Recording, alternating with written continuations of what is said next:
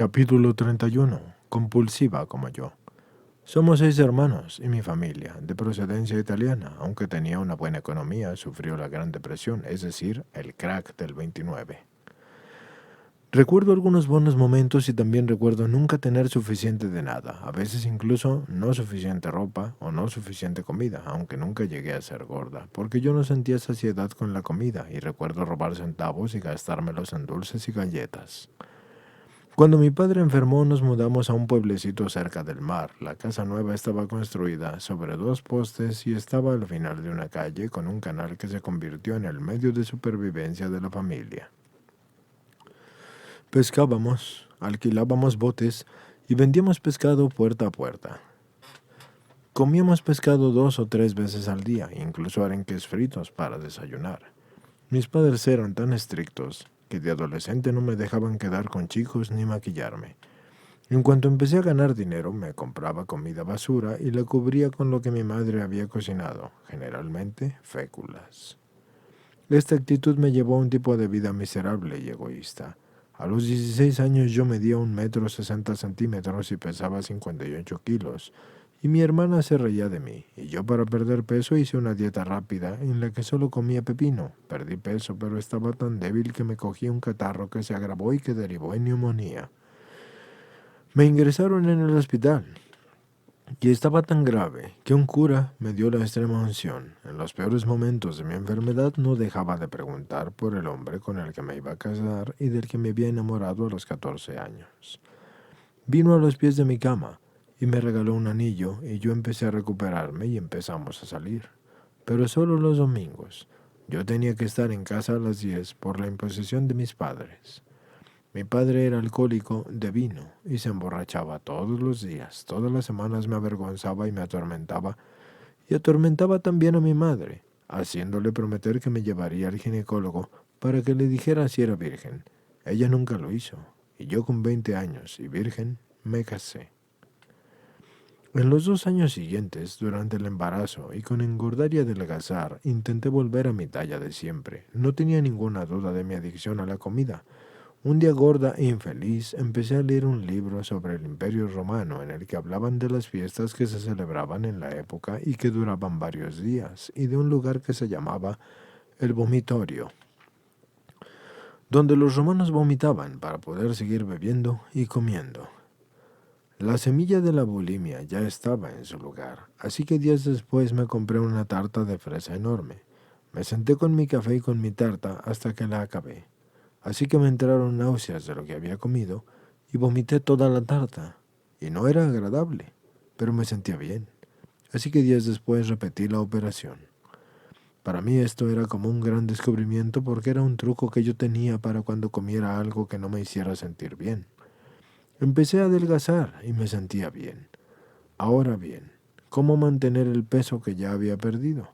Como comedora compulsiva es muy fácil, comiendo y vomitando durante casi 30 años. Jamás engordaba y mi familia y mis amigos estaban alucinados con mi forma de comer y no engordar. Decían que tenía mucha suerte por poder comer todo lo que comía y no engordar. Poco a poco empecé a sentir culpa, pero me había convertido en una experta en escurrir el bulto. Los años pasaban y yo seguía igual. Al principio me daba un atracón cada 2 meses y luego una vez al mes y luego una vez a la semana y luego diariamente y al final ya 3 o 4 veces al día. No podía entender por qué lo hacía y todos los días me juraba a mí misma que iba a parar. Nunca me provocaría más el vómito, pero no podía. Cada vez yo quería más y más comida y llegué a un punto en el que ni siquiera podía elegir todo porque todo me entraba por la vista. Mi ritual era siempre el mismo. Comía hasta que el cuerpo me dolía y me tenía que levantar muy recta para no estar incómoda. Me iba al baño, encendía el grifo para que nadie me oyera, después me lavaba las manos. Yo no quería sentir la enfermedad en la boca. La enfermedad de mi cabeza seguía sin solucionarse. Los años pasaban y veía a mis hijas y a mis hermanas engordar. Quería decirles mi secreto, pero me daba vergüenza y en 30 años no abrí la boca.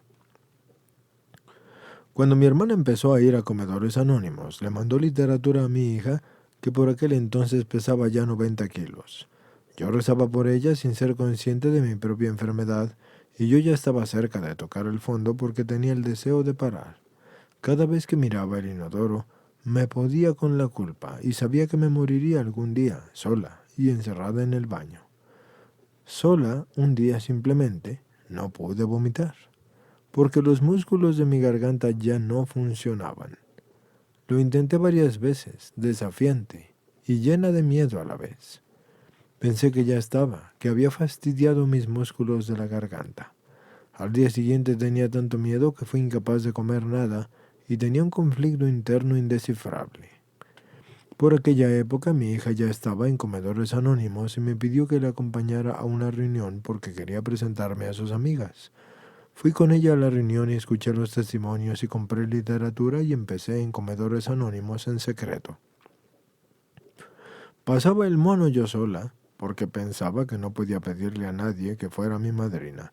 Los comedores compulsivos están gordos, yo estaba delgada. Mi padrino era Dios y rezaba todos los días la oración de la serenidad.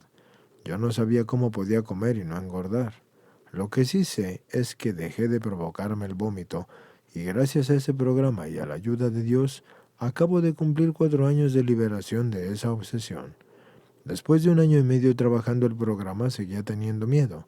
Había ido engordando lentamente y llegué a pesar 57 kilogramos. Aquí llegué a un punto de inflexión, vomitar o engordar o salir del armario. Decidí vivir y escogí a Comedores Anónimos. Fui humilde y entré a la reunión llena de personas con sobrepeso que me miraron, pero yo las necesitaba, así que cogí una madrina y conseguí la abstinencia que mantengo un día a la vez, y desde hace 2 años y medio. Qué alegría me da pesarme una vez a la semana y ver que siempre peso lo mismo. Han sido 4 años maravillosos y al principio mi objetivo era perder peso. Una vez que lo conseguí me puse otras metas. Una de ellas fue la de crecer emocionalmente y otra fue crecer espiritualmente. No ha sido un camino fácil. Después de muchos años de culpa, miedo, tristeza y baja autoestima, he conseguido reconstruir la paz del cuerpo y la mente que Dios me dio al nacer. Me siento tan agradecida de que los compañeros de Comedores Compulsivos Anónimos no me juzguen y que comprendan que mi compulsión por la comida es igual a la suya.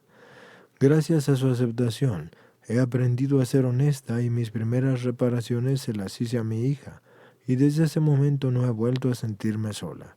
Le da vergüenza cuando yo le digo que ella me salvó la vida, pero así es. Finalmente yo se lo dije a mi marido.